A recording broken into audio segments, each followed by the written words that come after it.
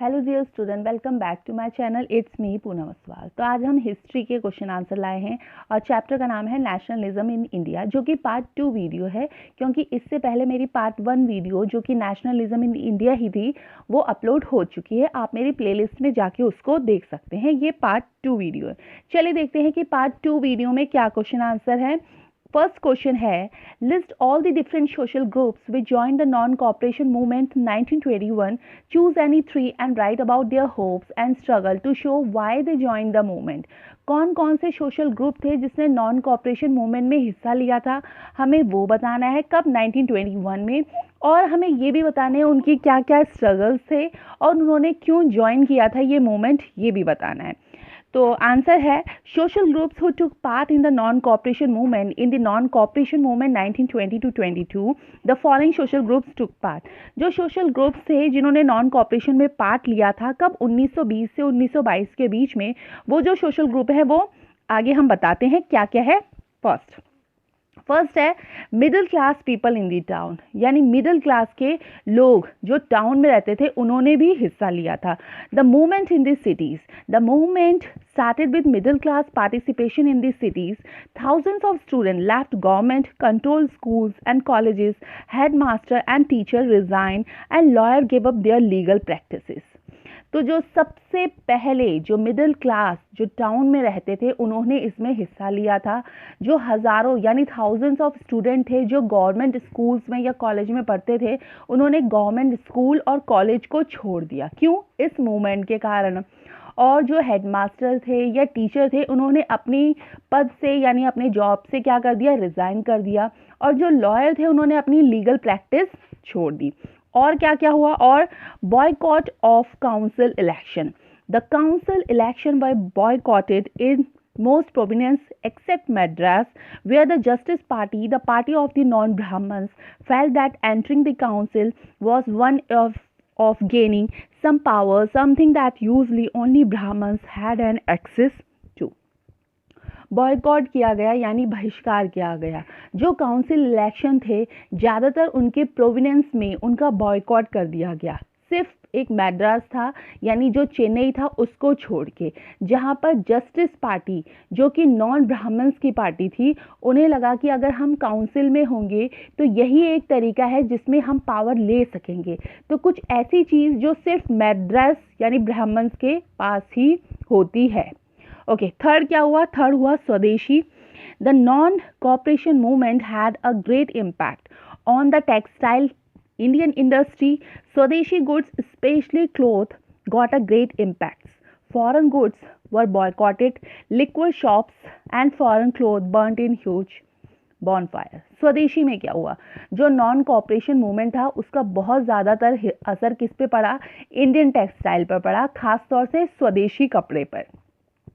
या ये कहा जाए कि जो फॉरेन गुड्स थे यानी जो विदेशी चीज़ें थी उनका बहिष्कार भी किया गया। जैसे शराब की दुकान को बंद किया गया, विदेशी जितने कपड़े थे उन पे क्या कर दिया गया? आग लगा दी गई। सेकंड है रूरल पीपल पार्टिसिपेट। रूरल मतलब गांव के लोगों ने इसमें भी पार्टिसिपेट लिया। शहरों के लोगों ने तो लिया ही लिया, साथ में गाँव के लोगों ने भी लिया। कैसे? The movement here was not against the Britisher but landlords. The problem of the rural people were different from those who are the urban people.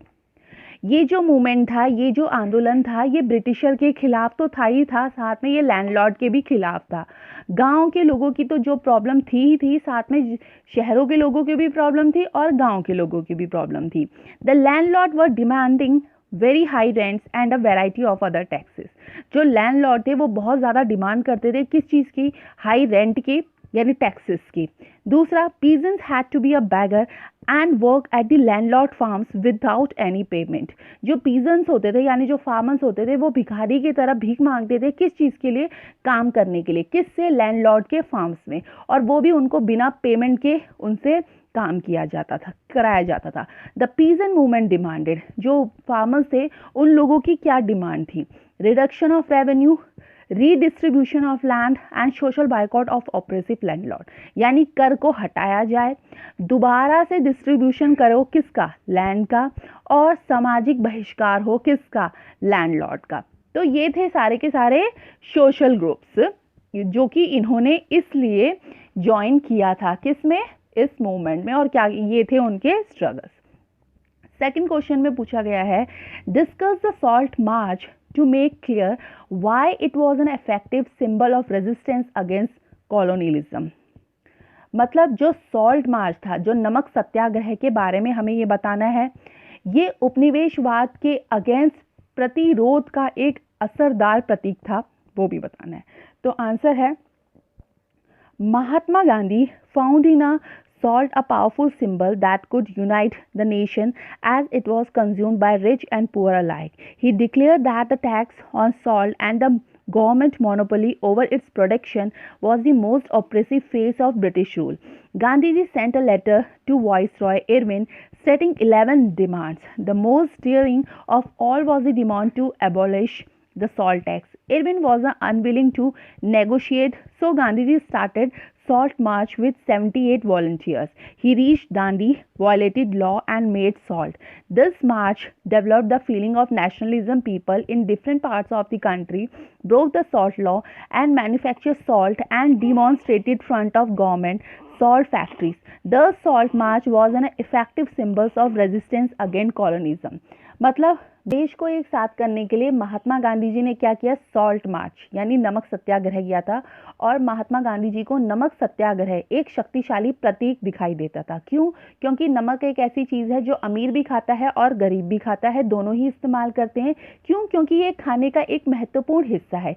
इसीलिए नमक पर टैक्स और अगर उसके प्रोडक्शन पर सरकारी इजारेदारी को महात्मा गांधी जी ने ब्रिटिश शासन का सबसे बेकार टैक्स बताया। उन्होंने वायसराय जो इरविन था उसको एक लेटर लिखा जिसमें महात्मा गांधी जी ने 11 मांगे लिखी, उनके 11 डिमांड थी। किसकी? महात्मा गांधी जी की। इनमें से जो सबसे महत्वपूर्ण डिमांड ये थी कि नमक के टैक्स को ख़त्म किया जाए, कि नमक पर कर ना लगाया जाए, क्योंकि वो एक ऐसी चीज़ है जिसको अमीर भी खाता है और गरीब भी खाता है। तो इरविन इस टैक्स को ख़त्म नहीं करना चाहता था। उसको ये था कि नमक पर टैक्स लगा ही रहे। इसलिए महात्मा गांधी जी ने अपने साथ 78 वॉलंटियरों के साथ सॉल्ट मार्च शुरू किया। वो दांडी पहुंचे, कानून का उन्होंने उल्लंघन किया और नमक बनाया। इस मार्च ने लोगों में राष्ट्रवाद की भावना पैदा कर दी और देश के विभिन्न हिस्सों में नमक कानून लोगों ने तोड़ा और नमक का निर्माण किया और सरकारी नमक कारखानों के सामने प्रदर्शन किया। इस प्रकार नमक मार्च उपनिवेशवाद के खिलाफ और प्रतिरोध का एक प्रभावी प्रतीक बना। Okay, now question number third में पूछा गया है, imagine you are a women participating the civil disobedience movement, explain what the experience mean to your life. मतलब इमेजिन कीजिए कि आप सिविल डिसओबीडियंस मूवमेंट में हिस्सा लेने वाली एक महिला हैं। बताइए कि इसमें आपका अनुभव कैसा रहा आपकी लाइफ में, किसमें? सिविल डिसओबीडियंस मूवमेंट में। तो आंसर है, I participate in the civil disobedience movement which was called by Gandhiji. I participate in protest marches, manufactured salt and picketed foreign clothes and liquor shops and went to jail. I really see this service to the nation as a scared duty of women. From the very start, I was sure that the British had to leave our country and I saw this was a proud movement as I took part in the activity. मैंने गांधी जी के बुलावे पर civil disobedience movement में भाग लिया। मैंने जुलूसों में हिस्सा लिया, नमक बनाया, नमक कानून को तोड़ा और विदेशी कपड़े थे और शराब की दुकानें थी, उन सब के कारण मैं जेल गई। क्यों? क्योंकि विदेशी कपड़े क्या कर दिए गए, उनका बहिष्कार किया गया, शराब की दुकानों का बहिष्कार किया गया, तो तब जेल गई। मैं वास्तव में देश की सेवा करना चाहती थी, उसको अपना एक पवित्र कर्तव्य मानती हूँ। शुरुआत से ही मुझे पता था कि अंग्रेज हमारे देश को छोड़ेंगे और हमने इसे कर दिखाया। हमने जो ये एक्टिविटी में भाग लिया है तो मैं उसे एक बहुत ज़्यादा प्राउड मोमेंट समझती हूँ। ये है आपका इमेजिनेशन। ओके, चलिए आगे देखते हैं कि फोर्थ क्वेश्चन क्या पूछा गया है। फोर्थ क्वेश्चन में पूछा गया है, why did the political leader differ sharply over the question of separate electorate? जो पॉलिटिकल लीडर्स पे क्यों सवाल उठा गया, किस पे, कि जब वो आपसी मतभेद हो रहे थे उन पे किस चीज़ के ऊपर? सेपरेट इलेक्टोरेट के ऊपर। तो आंसर लिखिए। आंसर है, Dr. B.R. Ambedkar, who organized the Dalit into the Depressed Classes Association in 1930, clashed with Mahatma Gandhi at the second round table conference by demanding separate electorates for Dalit. When the British government conceded Ambedkar's demand, Gandhiji began a fast into death. He believed that separate electorates for Dalit would slow down the process of their integration into society. Ambedkar ultimately accepted Gandhiji's position, and the result was the Pune pact of September 1932। इसमें क्या हुआ, जो doctor B are Ambedkar ने दलित को organise किया था 1930 में, उनका महात्मा गांधी जी के साथ मतभेद रहा सेकंड राउंड टेबल कॉन्फ्रेंस में।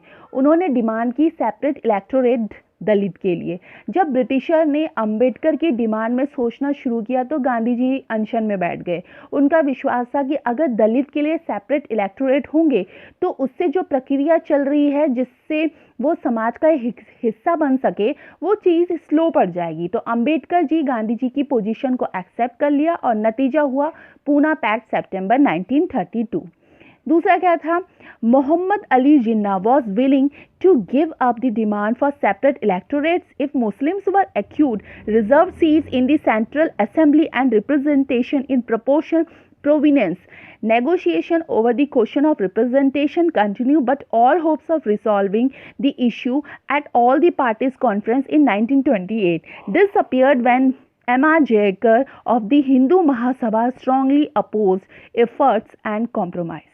मोहम्मद अली जिन्ना ने ये इच्छा जताई कि ये जो डिमांड है सेपरेट इलेक्टोरेट की, उसे छोड़ देंगे अगर उनको ये आश्वासन दिया जाए कि सेंट्रल असेंबली में उनके लिए सीट रिजर्व्ड होगी और साथ ही साथ जितनी भी पॉपुलेशन है उनको भी कुछ डोमिनेट प्रोविनेंस दिया जाएगा। अब ये जो नेगोशिएशन हो रहे थे सेपरेट इलेक्टोरेट को लेकर चल रहे थे, लेकिन सारी की सारी उम्मीदें इस मुद्दे को लेकर सॉल्व करने की ऑल पार्टीज कॉन्फ्रेंस 1928 में हुई, जिसमें वो गायब हो गई थी क्योंकि M.R. जयकर ने हिंदू महासभा के उन्होंने पूरी तरह से इसका विरोध करना शुरू कर दिया था। तो ये थे क्वेश्चन आंसर किसके, नेशनलिज्म इन इंडिया के, जो कि चैप्टर अब फिनिश हो चुका है क्योंकि इसकी पार्ट 1 वीडियो भी अपलोड हो चुकी है और ये पार्ट 2 वीडियो थी। तो आई थिंक आपको ये जो चैप्टर था वो समझ आया होगा, और अगर प्लीज़ समझ आया होगा तो प्लीज़ आप इसको लाइक करना, शेयर करना, और अगर आप चैनल में न्यू हो तो चैनल को सब्सक्राइब भी करना। Thank you.